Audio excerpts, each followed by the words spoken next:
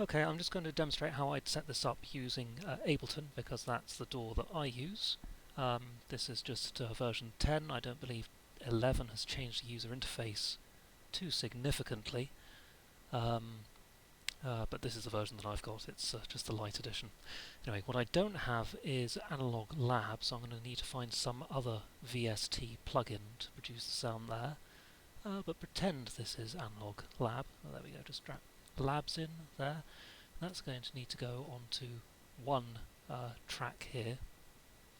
And that's going to produce the sort of keys sound. You can hear it, I'm just pressing the piano keys there, and that's making that noise, a soft piano. That'll do.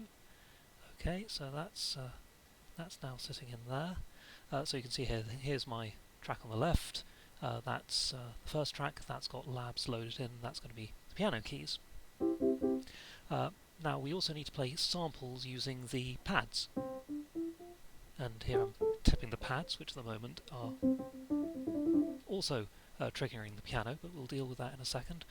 So in Ableton, the way you can do that is with the drum rack, which is up here, and if I drag the drum rack onto the track here, that will load in, and you can see here that as I press keys, this little light comes on to show that that's the note that I'm triggering, and that will trigger a sample. And I can do that there. I'm tapping the pads. I can do it with just my usual piano keyboard here, and you can see if I sort of see that's reacting to a lot of different keys. But because they're only going to be 8 keys, let's keep this a bit simpler, and rather than use the drum rack, I'm going to use the impulse instrument. And if I drag that onto there, now impulse is a lot simpler. It's only got 8 slots for your samples, and these respond to middle C for the first slot. Is that middle C? Yes, that is definitely middle C. Middle C for the first slot, you can see it goes yellow there. C, D, E, F, G, A, B, C. So you've got your 8 slots there.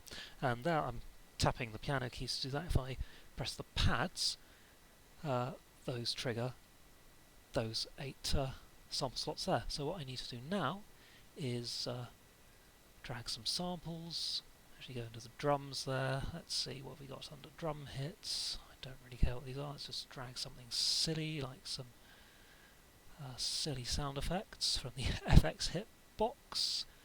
Oh, what we got here? That sounds fun. Check it out. Oh, can never go wrong with an orchestra hit. And I don't know, I have no idea what a hard wobble is, but I'll drop that in there. And now if I... That's apparently what a hard wobble is. So there. Check it out. There are my 8 samples now loaded into those 8 slots, and I can, if I need to change them around, I can swap them around. I've only got 8 pads, so... Check it out. There we go. And each one of these can be controlled individually, so... what's this one here? This Vox... Oh, no idea what that is. Check it out. So Check it out if I want to transpose it. Check it out. Can do that there.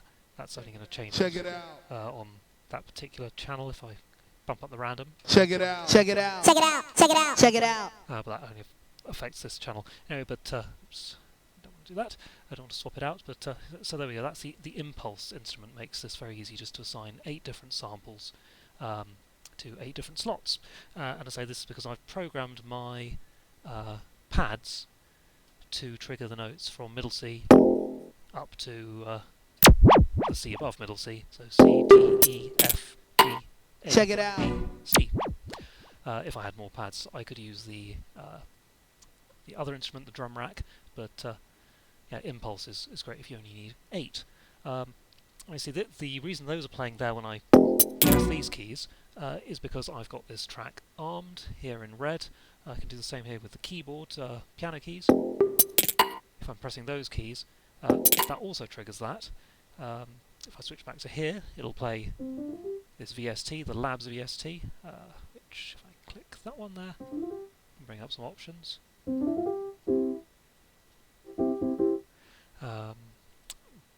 But yes, if I want to arm both of them, I need to hold the control key down, and there I can now arm both of them. And there's the piano key, but the problem here is Check it out. those two are now playing simultaneously, which is not really what we want. So here I need to deal with the MIDI from, And in my case there's actually two separate devices. I've got the KeyStation 88 is my piano keyboard controller, and the LPD8 is the pads. So I could route it that way, but if we assume instead that they're actually both on the same device, so I'm just going to leave that on all ins, you can differentiate between them by MIDI channel number. So here I have got the piano on channel 1, and I have programmed the pads to be on channel 3. So now I can play a middle C on the piano, and it comes out of the piano, and I can play a middle C on the pads, and it comes out of the impulse instrument, so it plays my samples.